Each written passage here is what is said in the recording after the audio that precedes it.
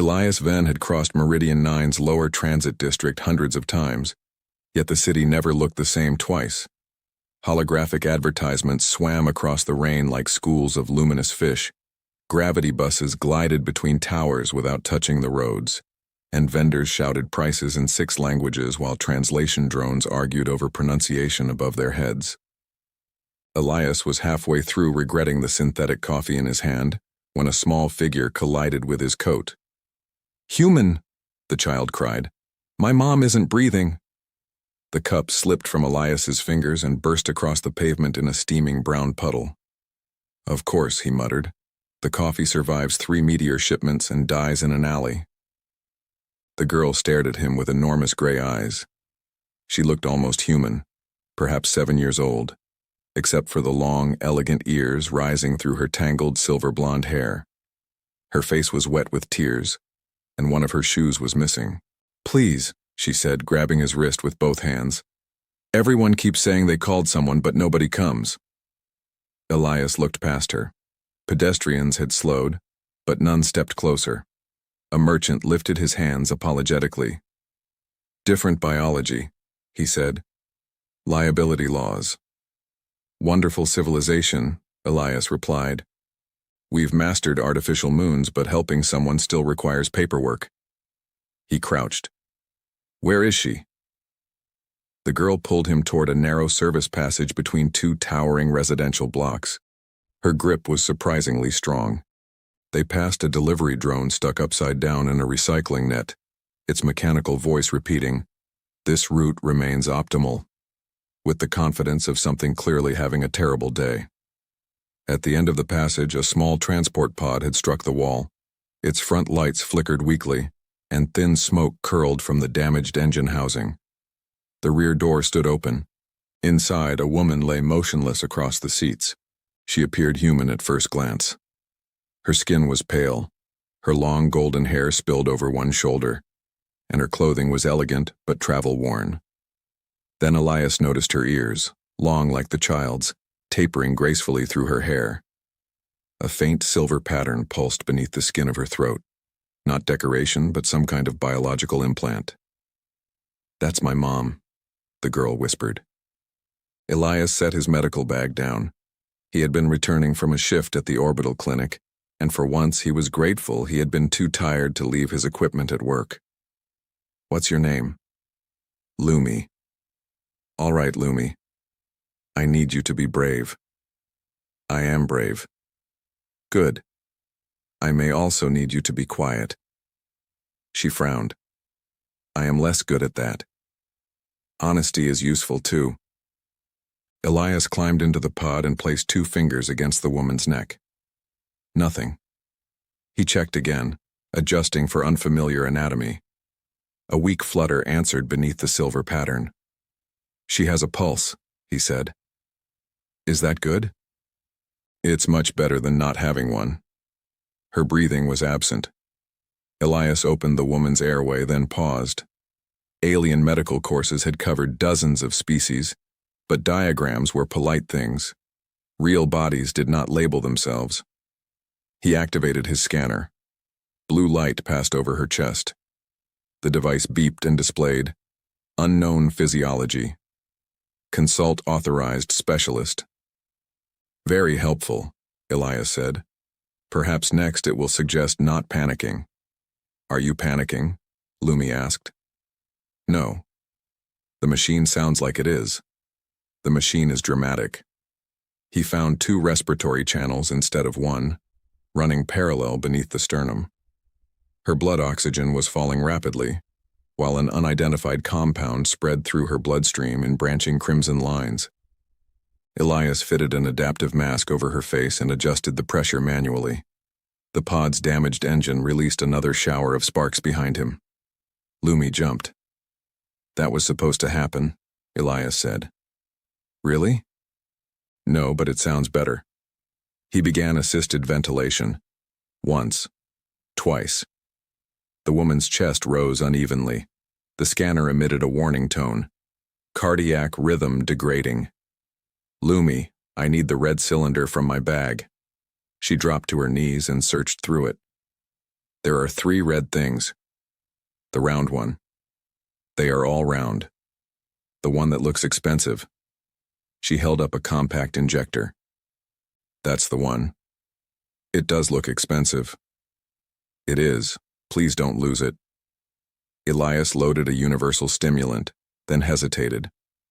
The dosage might save her or stop her heart entirely. He reduced it to 1/3 and injected it beneath the silver implant. Nothing happened.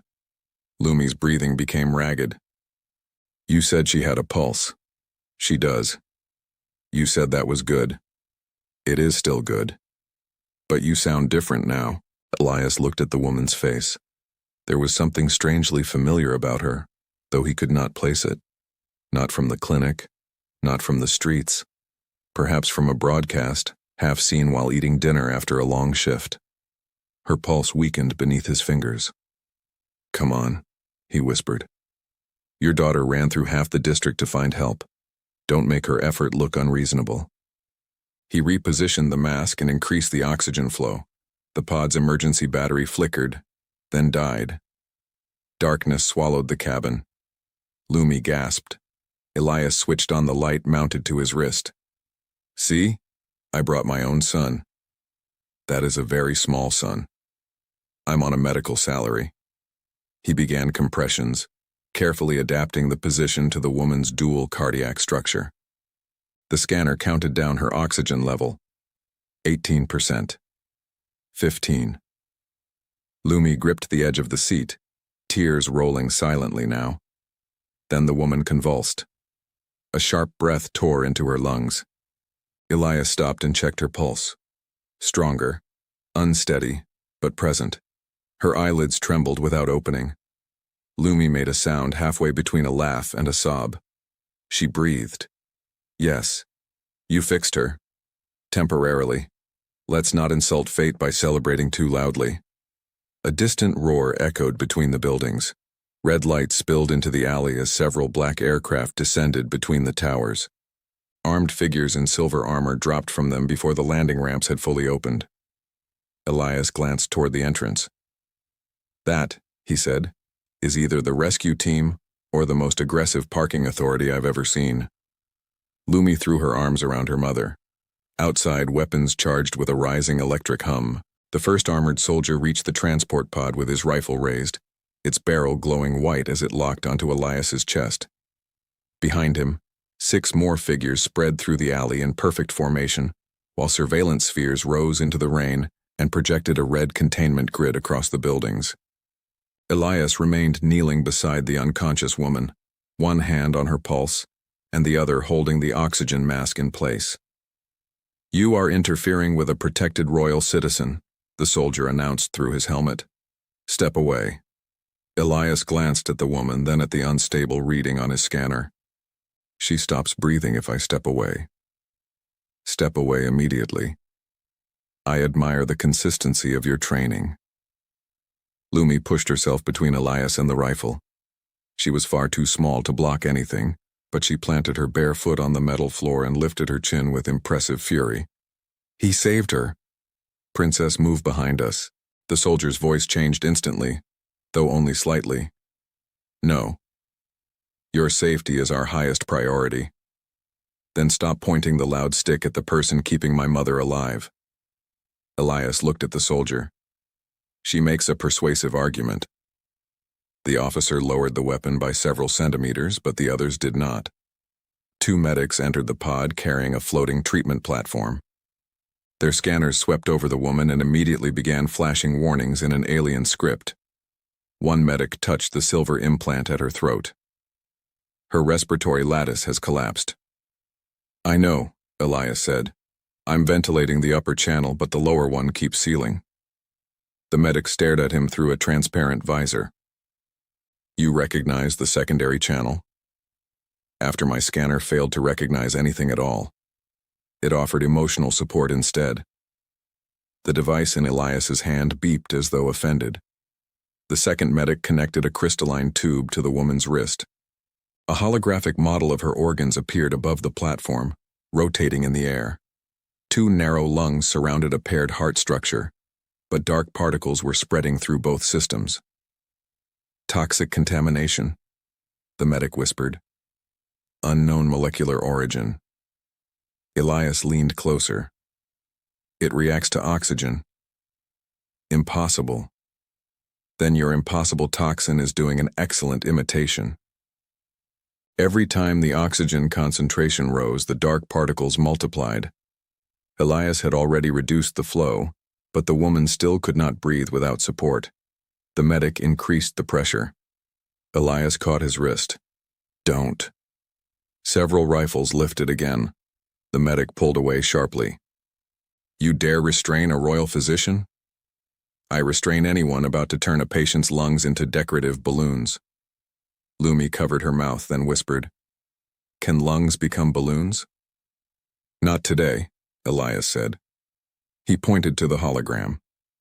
Look at the lower membrane. It is contracting with every pressure increase. Your machine thinks it is opening the airway, but it is triggering a defense response. The physician studied the readings. His expression tightened. Then how did you restore her breathing? Low pressure pulses and a diluted stimulant. Which stimulant? Elias named the compound. Both medics looked horrified. That substance is forbidden in Varelian medicine. It was either forbidden medicine or a very legal death. For a moment, only the rain drumming against the pod could be heard. Then the woman's pulse faltered. The holographic hearts flickered out of rhythm. Lumi seized Elias's sleeve. It's happening again. Elias lowered the oxygen flow and pressed 2 fingers beneath the silver implant. The tissue around it was hot. Too hot. This implant is malfunctioning. It cannot malfunction, the royal physician said. It is bonded to her nervous system. Machines love being told what they cannot do. Elias examined the implant with his wrist light. Beneath the skin, its silver lines were pulsing backward, feeding electrical signals into the muscles around her respiratory channels. He opened his bag and removed a compact field disruptor. The officer stepped forward. That device is not approved for use on royal biology. Neither is dying in a crashed taxi. This is not a taxi, Lumi said quietly. It has curtains. Elias nodded. My apologies to the curtains. He placed the disruptor near the Queen's throat. If he shut the implant down, her nervous system might stabilize, or the sudden interruption might stop both hearts. His emergency training had taught him how to make decisions under pressure, but it had never mentioned doing so while 7 soldiers prepared to vaporize him. What are her normal cardiac intervals? He asked. The royal physician answered reluctantly, displaying the rhythm above the platform. Elias synchronized the disruptor to the weaker heart. When I trigger this, support the secondary heartbeat manually. Human, you do not command me. Then consider it a strongly worded suggestion. The woman's pulse dropped again. Elias activated the device. A soft violet wave passed through her throat, and the silver implant went dark. Both hearts stopped. Lumi screamed. The royal physician pressed his hands against the floating interface, sending precise electrical pulses through the woman's chest. Elias began compressions on the secondary heart, while the second medic adjusted the respiratory mask. 1 pulse. 2. Nothing. The officer's rifle charged with a rising hum. If she dies, you can threaten me after she lives. Elias increased the compression rhythm. The first heart twitched. The second remained still. He injected another fraction of stimulant, ignoring the physician's protest. The Queen's body arched against the platform. A heartbeat appeared on the hologram, then another, slightly behind it. The respiratory channels opened. She dragged in a sudden, deep breath, and the dark particles in her blood stopped multiplying. Lumi burst into tears and laughter at the same time. She did it again. Your mother seems determined to make this difficult, Elias said, though his own hands were shaking. The royal medics transferred the woman onto the floating platform. Her breathing remained weak, but it was now steady. As they moved her toward the aircraft, the officer blocked Elias's path. You will come with us. Am I under arrest? That depends on whether the Queen survives. Elias looked toward Lumi. She had climbed onto the platform beside her mother and was holding her hand.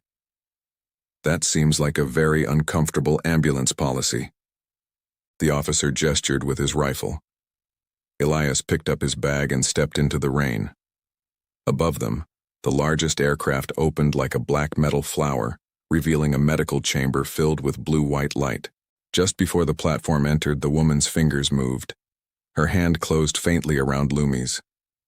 Then her eyes opened, pale gold and unfocused. Her gaze passed over the soldiers, the physicians, and finally settled on Elias. Her lips moved beneath the mask. The royal physician leaned close, expecting a medical question. Instead, the woman whispered, "Do not arrest the human." The command was barely louder than the hum of the medical chamber, yet every soldier in the aircraft reacted as though the Queen had shouted. Rifles lowered at once. The officer who had been blocking Elias's path straightened so sharply that the polished plates of his armor clicked together. "Your Majesty," he said, "the human was found touching the royal implant with an unauthorized device." The woman's pale golden eyes remained fixed on Elias. "Then it appears unauthorized devices are more useful than authorized soldiers." Lumi made a small victorious sound beside the treatment platform. "I told you." The officer's long ears flushed faintly beneath the edges of his helmet. Elias stepped into the aircraft as the rear ramp sealed behind him. The interior expanded beyond what its external dimensions should have allowed, its walls folding through some kind of compressed space architecture.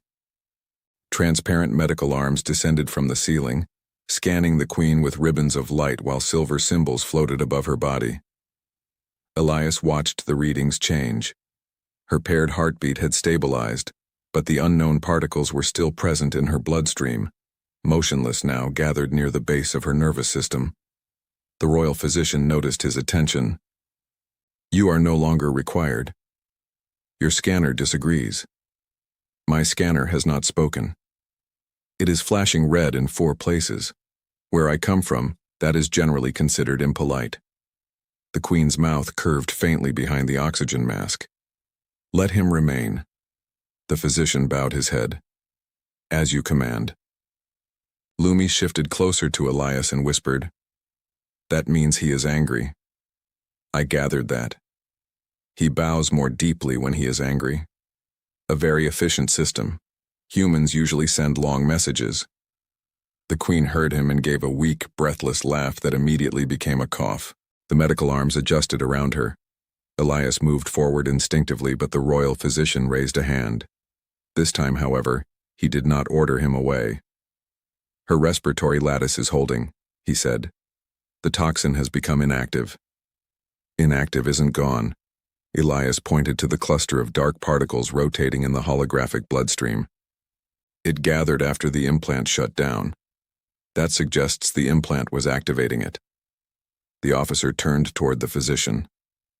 "Are you saying the royal implant was sabotaged?" "I am saying nothing until the palace laboratories confirm it."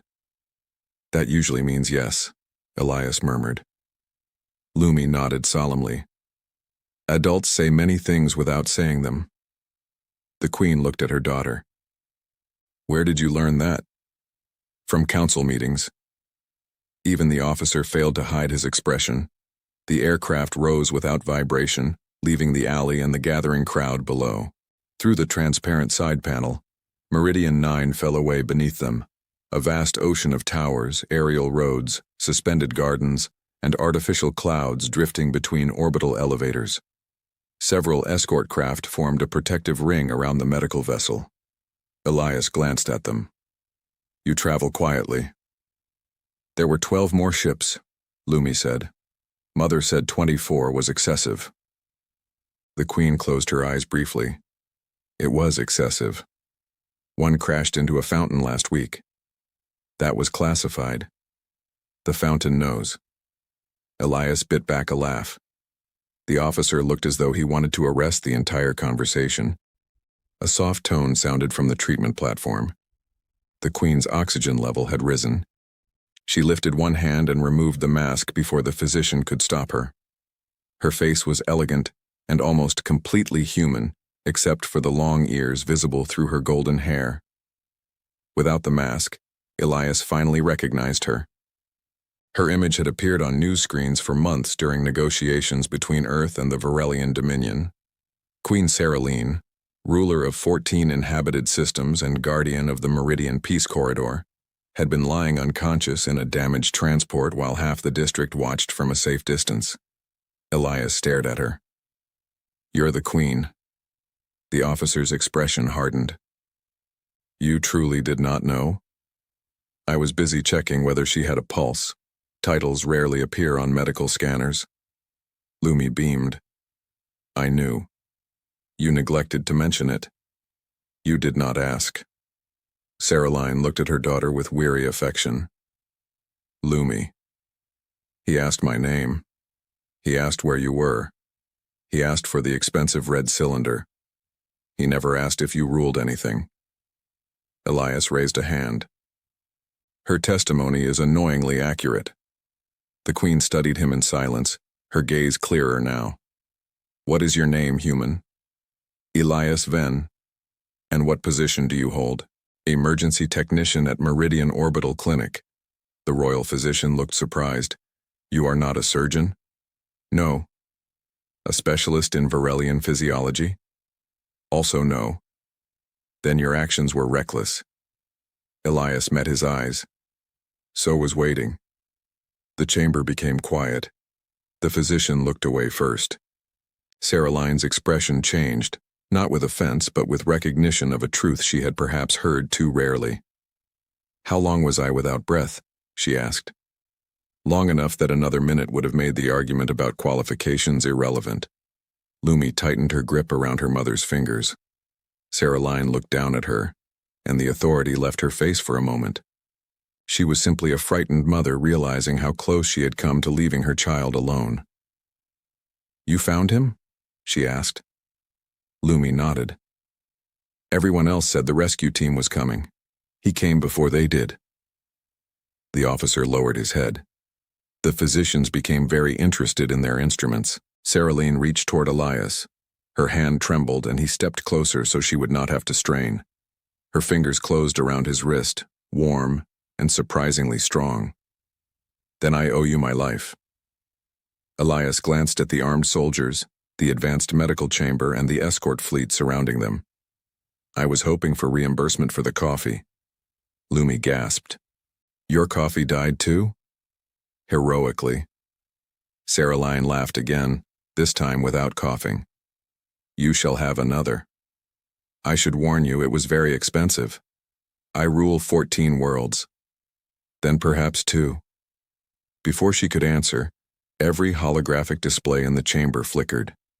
The dark particles in her bloodstream suddenly shifted, arranging themselves into a precise geometric symbol. The royal physician went pale. The officer drew his weapon.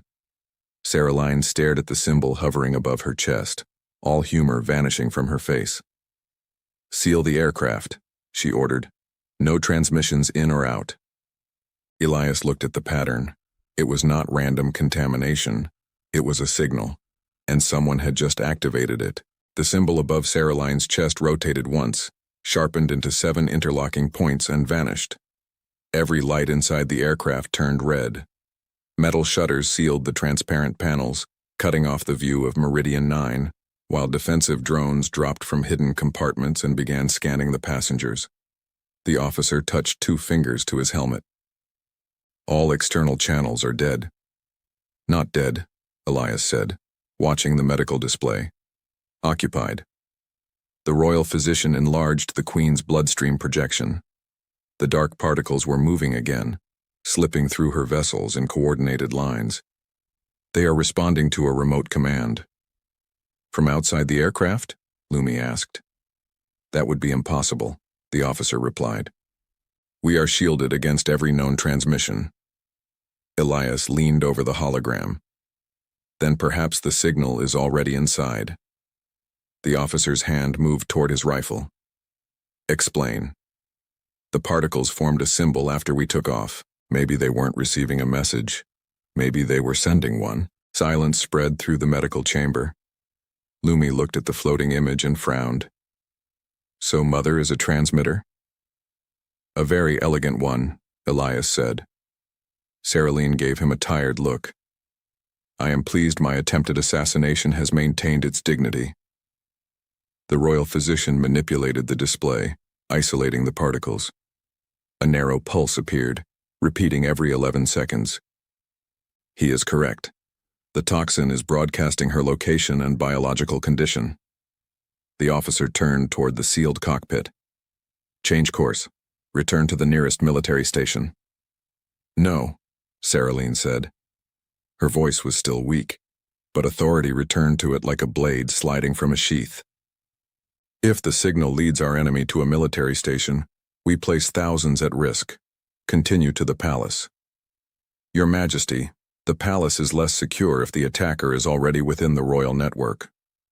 Which is exactly why I intend to see who becomes frightened when I arrive alive. Elias looked at her. You have an unsettling approach to recovery. Queens are rarely permitted peaceful illnesses. The physician injected a field of silver light through the treatment platform, trying to surround the particles. They scattered instantly. Several vanished from the scanner altogether. They adapt, he whispered. Nanobiological constructs, Elias said. Part machine, part living cell. Illegal under the Selene Accords, the officer replied. Assassins are famous for respecting legislation. A sudden impact struck the aircraft. The chamber tilted, gravity failed for half a second, and everyone lifted from the floor. Elias caught the side rail with one hand and Lumi with the other as she floated past him, her hair rising around her long ears. I can fly, she shouted. Artificial gravity returned, dropping them together. You can fall with enthusiasm, Elias corrected. A second impact shook the walls. The cockpit door opened, and a pilot appeared in dark armor. 3 unidentified craft have entered the escort formation. Their signatures match our own ships. Transponder ghosts, the officer said. Someone copied the royal fleet codes. Can you identify the real escorts? Seralyne asked. The pilot hesitated. Not without opening the network. And opening the network lets the signal out, Elias said. Another explosion rolled through the aircraft, closer this time. One of the medical arms tore free from the ceiling and swung toward the Queen. Elias shoved it aside before it struck the platform. The physician stared at him. You have unusual reflexes for a clinic technician. The orbital clinic serves asteroid miners. They consider safety rails an insult. The officer drew his weapon and ordered 2 soldiers toward the cockpit. The attackers know which vessel carries the Queen. Elias looked at the pulsing particles. Then stop making this vessel carry her. Everyone turned toward him. He pointed to the medical display. The signal is tied to her implant and bloodstream. We cannot remove the particles quickly, but we may be able to imitate the broadcast. The physician understood first. Create false biological signatures. Send them from every escort ship. That requires opening the network, the officer said. For exactly 3 seconds, Elias replied. Long enough to transmit the pattern, not long enough for them to trace our command source. The pilot shook his head. The royal system will not accept medical code from a civilian device. Elias lifted his scanner. This device has ignored regulations all morning. I believe in it. Lumi patted the scanner. It is dramatic, but brave. Seralyne looked from Elias to the physician. Can it be done? Possibly, the physician admitted. Possibly is the royal version of yes, Elias said. They connected his scanner to the aircraft's medical core. The machine protested with rapid warning tones as Elias copied the toxin's pulse and multiplied it into 12 false patterns. The physician adjusted each one to resemble a living Verelian body. Network window ready, the pilot called. The officer raised 3 fingers. On my mark. The aircraft shook again. A section of the ceiling split open, revealing sparks and black smoke. Lumi crouched beside her mother, holding her hand but watching Elias with fierce trust. 3, the officer said. 2, 1. The network opened. Elias transmitted. For 3 seconds, the chamber filled with overlapping holograms as every escort ship began broadcasting the Queen's heartbeat. Then the connection slammed shut. Outside, the attacking craft divided, each pursuing a different target. The impacts stopped. A cheer rose from the cockpit, quickly suppressed when the officer looked toward it. Seralyne settled back against the platform. "You have now saved me twice. I am beginning to suspect this position has poor job security. Perhaps I should appoint you permanently." "Does it include coffee?" Lumi answered before her mother could. "And a room near mine." Elias opened his mouth, then decided there was no safe response.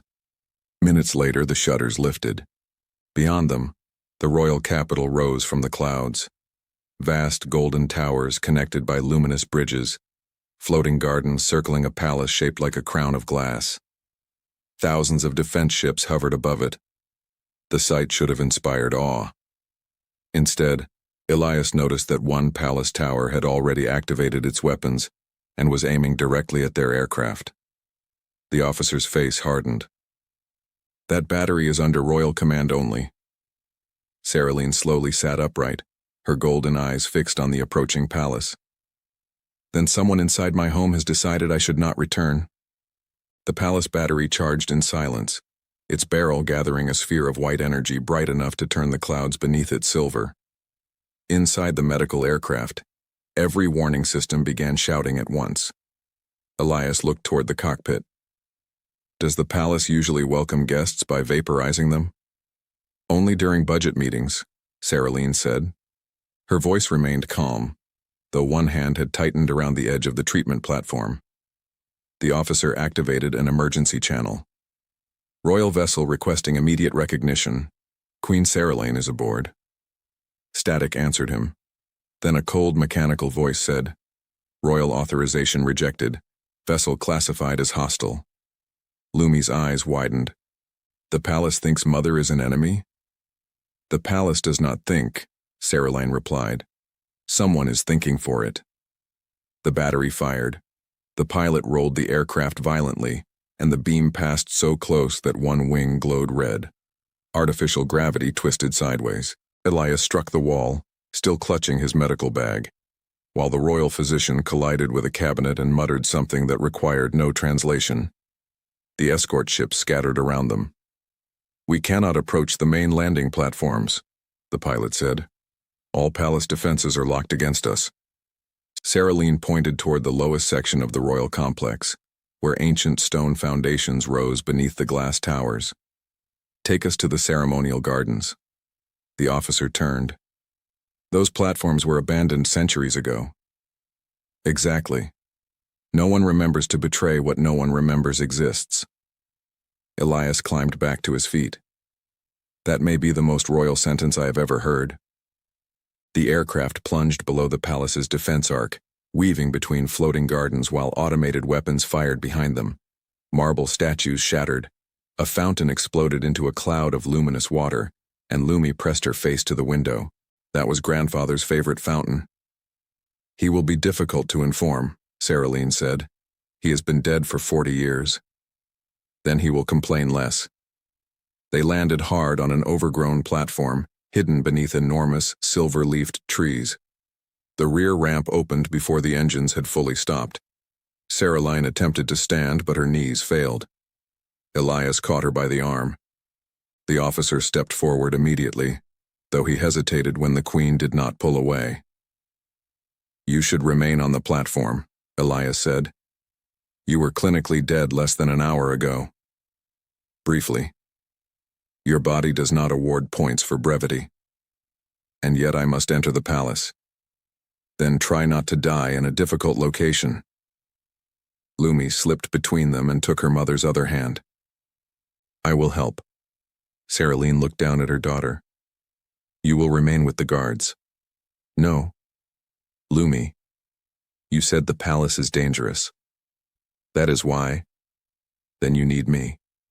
"I found Elias." Elias glanced at the Queen. Her strategic reasoning is becoming inconveniently strong. They entered through a sealed garden gate that opened only when Seralyne placed her palm against an ancient genetic lock. Beyond it stretched a forgotten passage beneath the palace, lined with dormant service machines and murals showing long-eared Varelian rulers standing beneath unfamiliar stars. Their footsteps awakened strips of amber light one by one. The deeper they traveled, the more Elias noticed that Seralyne's breathing was worsening. The dark particles had begun moving again, crawling toward her paired hearts. He stopped her beside a dry reflecting pool. The nanites are active. The royal physician scanned her. They are changing structure. A holographic image formed between them. The particles were assembling into needle-like shapes around the cardiac tissue. They are preparing a second attack, Elias said. Seralyne leaned against the wall. Can you stop them? Not permanently, but I can confuse them. He removed the field disruptor and connected it to his scanner. They recognize your biological rhythm. If we alter the timing between your two hearts, they may lose synchronization. The physician stared at him.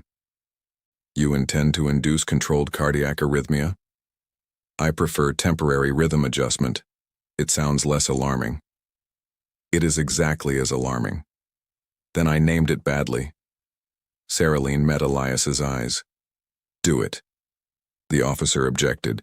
The physician objected more scientifically, and Lumi objected with impressive volume. Elias waited until they finished. I also object, he said, but the nanites are already forming blades. That ended the discussion. He placed 2 conductors against Seralyne's chest and programmed a staggered pulse.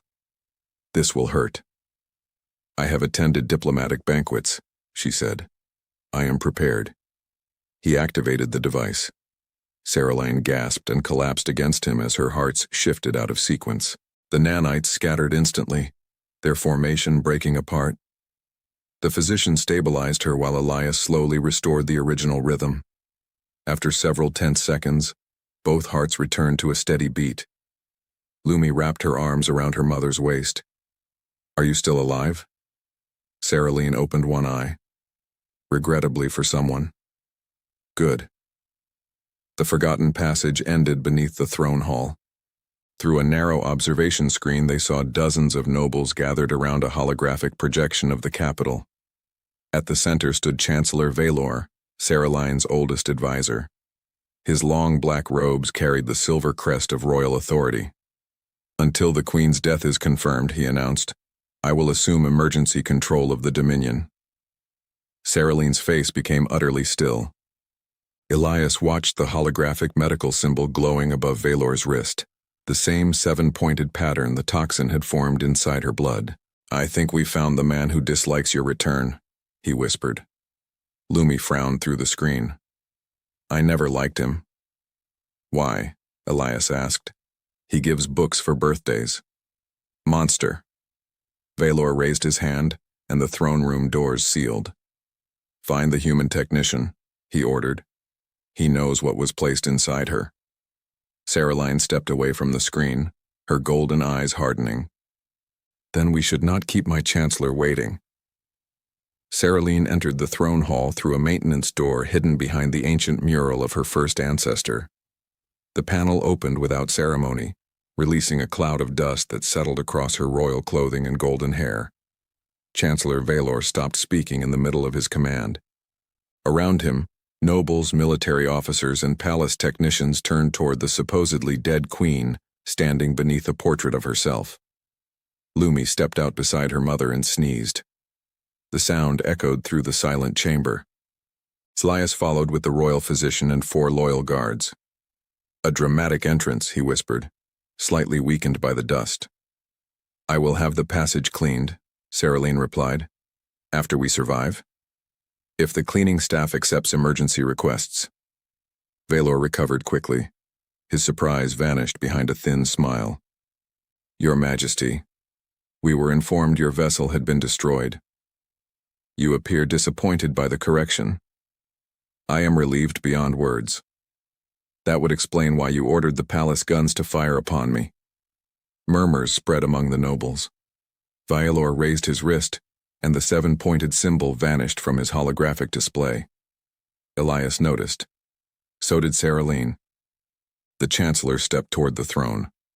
The Defense Network identified your craft as hostile. A tragic systems failure. An unusually ambitious failure, Elias said. It poisoned the Queen, hijacked her implant, tracked her aircraft, forged escort codes, and aimed a planetary cannon. Your systems have excellent initiative. Valor's dark eyes shifted to him. The human technician. The coffee-deprived human technician. You endangered the Queen with primitive treatment. She remains inconveniently alive. Several nobles tried not to react. One failed and disguised his laugh as a cough. Valor lifted his hand. Palace guards emerged from the balconies, weapons directed at Elias and Seralyne's small group. The Queen is compromised, he announced. The foreigner has altered her mind through illegal human technology. Lumi stared at Elias. Can you alter minds? I cannot even make my scanner follow instructions. His scanner beeped indignantly. Valor activated the throne hall's security field. Blue-white barriers rose from the floor, dividing the chamber into glowing sections. Seralyne and her companions were trapped near the mural while the nobles stood behind layers of energy. Elias glanced at the barriers. Those are unpleasant. They disassemble matter, the physician said. Extremely unpleasant. Seralyne remained upright, though Elias saw her fingers trembling. The nanites had resumed gathering around her hearts. Valor must have activated them again. He is controlling the particles from his wrist, Elias whispered. Can you block the signal? The physician asked. Not while the palace network amplifies it. Lumi tugged Elias's sleeve. Mother's breathing is wrong. Seralyne swayed. Valor smiled. The contamination has progressed. For her safety, the Queen must be placed in isolation. Anyone resisting will be treated as an enemy of the Dominion. Seralyne forced herself to speak. You poisoned me before the peace summit. The summit would have bound our systems to humans for generations, Valor said. You mistook weakness for cooperation.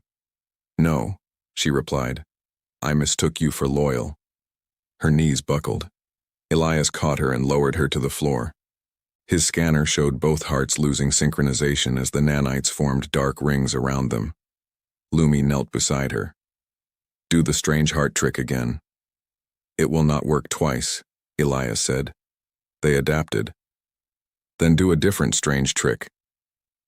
He looked at the palace barriers, the signal pulsing from Valor's wrist, and the medical conductors still attached to his disruptor. An idea arrived that was reckless enough to be useful. The barriers use the palace power grid, he said. The physician understood. You want to send the disruptor pulse through the security field. It could disable every implant in the room. It could stop the Queen's hearts. They are stopping already. The officer placed his rifle against the barrier generator embedded in the floor. Tell me where to fire. Elias pointed to the conductor node. When I say. He connected his scanner to Seralyne's implant and copied the nanite's command frequency. Then he reversed it. Valor noticed the activity. Kill the human. The balcony guards fired. Seralyne's soldiers raised portable shields, catching the first blasts in flashes of orange light. The impact drove them backward. One shield cracked. Lumi covered her mother with her small body. Elias looked at her. That is brave and completely ineffective. I am helping. Then help me count to 3. She nodded fiercely. 1, Elias said. The officer aimed at the floor node. 2. Valor sent another command from his wrist. Seralyne gasped as both hearts stalled. Lumi screamed, 3. The officer fired. The node exploded. Energy surged through the security barriers at the exact moment Elias activated the disruptor. White light flooded the throne hall. Every hologram vanished. Weapons died. Nobles shouted as their communication implants shut down, and translated languages dissolved into confused noise. Valor's wrist device sparked and burst apart. Inside Seralyne's bloodstream, the nanites froze. Elias began compressions over her paired hearts. Come on, he whispered. You still owe me 2 coffees. The physician delivered a synchronized pulse. Nothing. Another pulse. Seralyne's first heart restarted. The second remained silent. Lumi gripped her mother's hand. You promised we would visit Earth. A faint beat appeared on the scanner. Then another. Seralyne drew a sharp breath. Across the chamber, Valor backed toward the throne. His control device was gone, but he pulled a narrow weapon from inside his robe and aimed at Lumi. Elias saw it too late. Seralyne opened her golden eyes and lifted one trembling hand. The throne answered its queen. Ancient machinery awakened beneath the hall, and a wave of invisible force crossed the room. Valor's weapon flew from his fingers. The floor folded around his legs like liquid metal, imprisoning him before the throne he had tried to steal. Seralyne looked at him while still lying in Elias's arms. You should have remembered, she said weakly. The palace knows my heartbeat. Lumi smiled through her tears. Both of them. The loyal guards surrounded Valor. Across the hall, nobles slowly knelt as the emergency lights returned. Elias helped Seralyne sit upright. You saved the kingdom, she whispered. I mostly broke the electrical system. From the ceiling, a palace voice announced, estimated repair cost, 42 million credits. Elias winced. Perhaps leave that part out of the official record. 3 days after the throne hall nearly became the most expensive medical emergency in Dominion history, the palace floated peacefully above the clouds again. Its damaged defense towers had been silenced, the security network rebuilt under independent supervision, and Chancellor Valor waited in a null-field prison where no signal, machine, or ambitious speech could escape. The nanites taken from Seralyne's blood had revealed his entire network of conspirators, including military officers who had forged the escort codes and scientists who had altered her royal implant. By the time the Interstellar Peace Summit began, every traitor had been arrested, every compromised system replaced, and every palace technician had developed a sudden passion for checking authorization records. Elias stood behind a curtain at the entrance to the Great Assembly Chamber, staring at representatives from hundreds of worlds. Some possessed wings, some breathed liquid through silver masks, and one ambassador appeared to be a highly educated cloud contained inside a glass sphere. Human delegates occupied the front rows beneath the flags of Earth's colonies. I would rather restart the Queen's heart, Elias whispered. The royal physician, now standing beside him without visible hostility, adjusted the ceremonial clasp on Elias's coat. That can be arranged if you continue refusing to stand still. I thought we had become friends. We have become medically tolerant colleagues. It was, Elias had learned, the closest the physician came to affection. A fanfare rolled through the chamber. Seralyne entered beneath an arch of floating light, wearing white armor traced with thin golden circuitry. Her long ears rose through her carefully arranged hair, and a small stabilizing device rested at her throat where the corrupted implant had once been. Lumi walked beside her in a miniature ceremonial uniform, waving at diplomats who were supposed to bow solemnly. When she saw Elias behind the curtain, she abandoned the procession and ran toward him. You are late. I have been standing here for 20 minutes. You were supposed to look heroic. I did. Then my foot went numb. Lumi took his hand and pulled him into the hall. Thousands of eyes followed them toward the central platform, where the polished floor projected a moving map of the meridian systems. The worlds once threatened by Valor's conspiracy now glowed together, connected by peaceful transit routes. Seralyne faced the assembly. 3 days ago, a stranger found my daughter alone in a city where fear had taught good people to wait for someone else to act.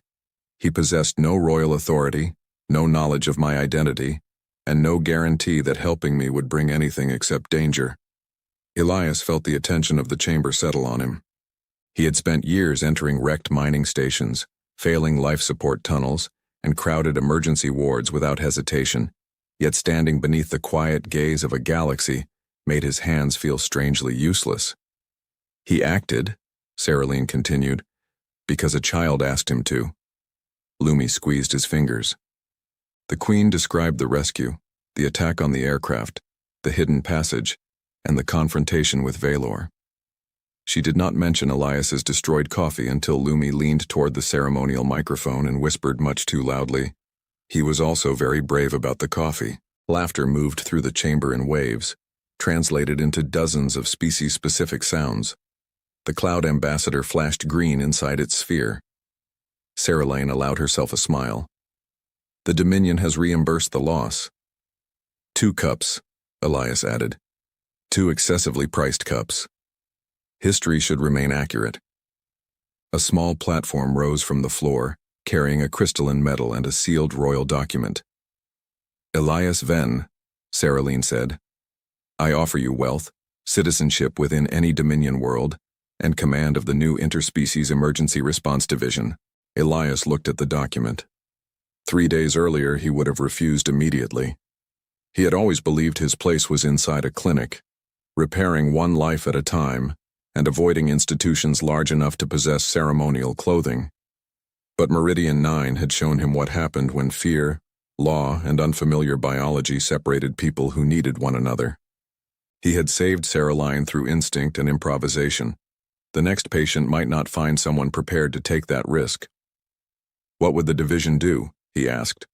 Train human and alien medical teams together, create shared emergency protocols, place responders in districts where species still hesitate to help one another. And the title? Royal Director? No. Seralyne blinked. Director is fine. Remove the royal part. It sounds like I will need a cape. Lumi looked disappointed. You would look good in a cape. I would become trapped in a door within an hour. The Queen extended the document again. Then do you accept? Elias looked across the hall at humans sitting beside Varelians who, only days earlier, had regarded one another with careful suspicion. He thought of the alley, the silent crowd, and a frightened child with one missing shoe. I accept, he said.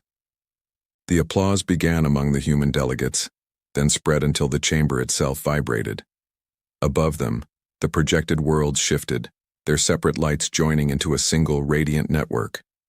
Later, after the summit treaties were signed, Elias found Seralyne and Lumi on a quiet balcony overlooking the cloud sea. The Queen was recovering well, though Elias had already warned her twice not to skip medical examinations. Lumi had placed a tiny emergency scanner around her own wrist and was attempting to diagnose a decorative plant. It has no pulse, she announced. It is a plant, Elias said. That sounds serious. Seralyne handed him a cup of real earth coffee. Your division's first request has been approved. Medical equipment? Coffee machines. At last, responsible government. For a while they watched starships rise from the palace ports and vanish into the violet evening sky. Elias no longer felt like the stranger who had entered the royal aircraft under armed suspicion. He had friends on this world now, work that might save lives far beyond his clinic, and a child who had apparently decided his schedule required constant supervision. Lumi slipped her hand into his. You are not leaving, are you? Elias looked at Seralyne. The Queen said nothing, but hope rested quietly in her golden eyes. Not yet, he answered. Lumi smiled. Good. Heroes do not get to leave. Elias lifted his coffee toward the stars. That seems legally questionable, Seralyne laughed. Lumi leaned against him, and far below, Meridian 9's lights awakened one by one, illuminating the alleyways where strangers might finally learn not to wait.